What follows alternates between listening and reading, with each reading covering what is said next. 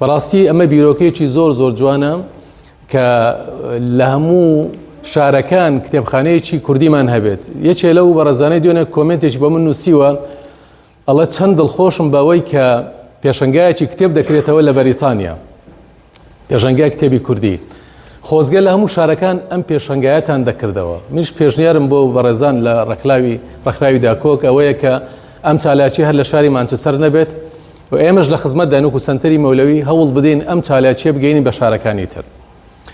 بەڕێزان و خۆشەویستان، هەمووتان دەزانن خوێندنەوە چەند گرنگی هەیە.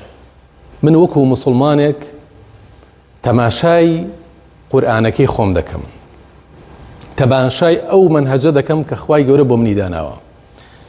سیر دەکەین لە قورئانی پیرۆزدا یەکەم سوورەت، یەکەم ئایەت کە بۆ پێغەمبەر دێتە خوارەوە عەلەیهی سەڵات وەسەلام دەفەرمێت اقرأ أعوذ بالله من الشيطان الرجيم اقرأ باسم ربك الذي خلق الإنسان من علق اقرأ وربك الأكرم الذي علم بالقلم علم الإنسان ما لم يعلم.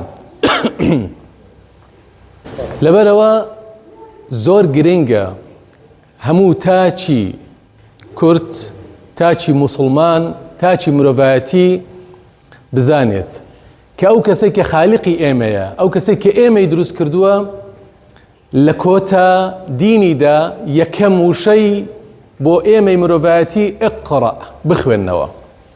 لەبەرەوە زۆر گرنگە خوێندنەوە. لەبەر چی گرنگە؟ لەبەر ئەوەی کاتێک کە خوێنمانەوە خوای خۆمان دەدۆزینەوە، کە خوێنمانەوە دەزانین ئێمە بۆچی لەسەر هاتوونەتە ئەم ژیانە، کە خوێندمانەوە دەزانین چۆن خۆشەویستی دروستکەین لە بین یەکتریدا، چۆن گرفتەکان حەل بکەین، چۆن جیهان بەرەو پێشەوە بەرین.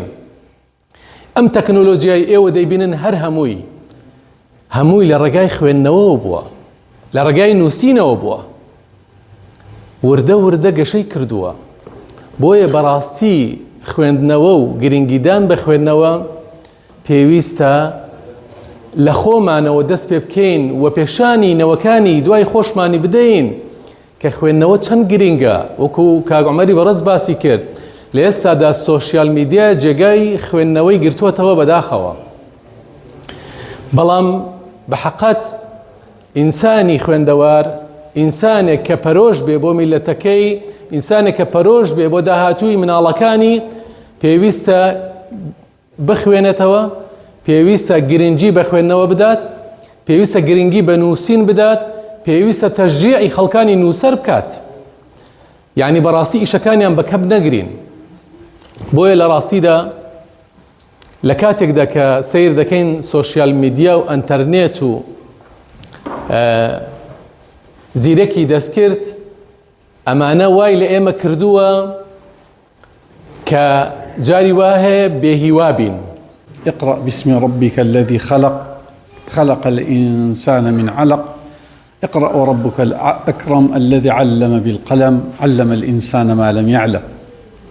برایانی بەڕێز خوشکانی سنگینم، سەلام و ڕەحمەتی خوای پەروەردگارتان لێبێ.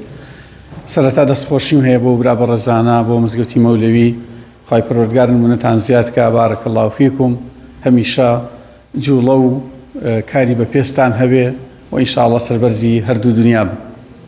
برایانی خۆم پێم خۆش بوو منیش چەند تێبینیەکمان هەبێ لەسەر ئەو کارانەی کە ئەکرێ بۆ خۆمان چۆن هەنگاوێک بەرەو پێشەوە بچین. سەرەتا وەکو مسلمانێک دینی ئێمە دینی عیلمە، یعنی بەبێ عیلم و بەبێ خوێندن ممکن نییە ئینسانەکان گۆڕانکاریان بەسەرا دروست ببێ. و هەر لە یەکەم کەلیمە خوای پەروەردگار داوا ئەکا دەبێ عیلممان هەبێ، فاعلم ئەنەه لا ئیلاهە ئیلا الله. بۆیە بەڕاستی بەجەهلەوە هیچ هەنگاوێک نانرێ. و لە ئیسلامە گەورەترین دوژمن جەهالەتە. یعنی ئەگەر ئینسان جاهیل بوو ئیتر ئەبێ وازی لێبین. ئەوە تێبینی یەکەم ئومێدم هەیە قسەکانم کورد بێ بە ئومێدی ئەوەی کە ئێمە وەکو خەڵکێک هەنگاو ئەنین یان کە فێرخوازین یان کە دەمانەوێ بزانین زانینێکی علمیانەمان هەبێ. و چ لەوە گەورەترە یەکەم ئاەت لە ئیسلامە داوای خوێندنەکە دەفەرمێ ئیقرا. ئەمانە هەموو بۆ خۆی جێی شانازین. من نمونەیەک بۆ وەڕێستانێنمەوە. ئیمامی دەهەبی کە یەکێکە لە ئەو پیاوانی کە مێژووی نووسیوە کە پیاوێکی شارەزایە، پیاوێکە لە جێدەستی لە نووسین و لە خوێندنەوە دیارە لە ناو مرۆڤایەتی. ڕۆژێکیان قوتابیەکانی بانگەکە ئەڵێ وەرن لەگەڵم بە کتێبێکم نووسی و بینووسین، هاوکاریم کەن با بینووسین.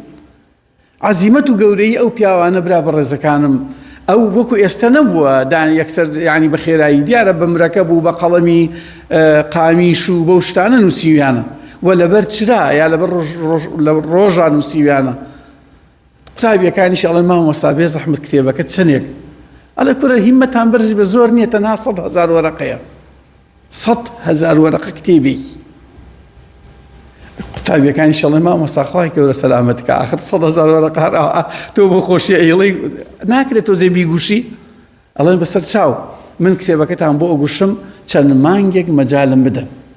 لە ماوەی 2-3 مانگێکە ئیمامی داهەبی ڕەحمەتی خوای لێبێ کتێبەکەی تۆزێک ئەگوشێ، یعنی پوختەیەکێکە، ئەڵێ بە قوتابیەکانی دەی وەرن با ئێستا بینووسین. ئەزان ئەو کتێبە چێ برا بەڕێزەکانم؟ سیر ئەعلام النوبەلا، ژیانی پیاوە گەورەکان. 30,000 وەرەقەیە، 30,000. کێ خوێندیێتیەوە؟ کێ سەیری کردو؟ کێ هەیەی لە ماڵە؟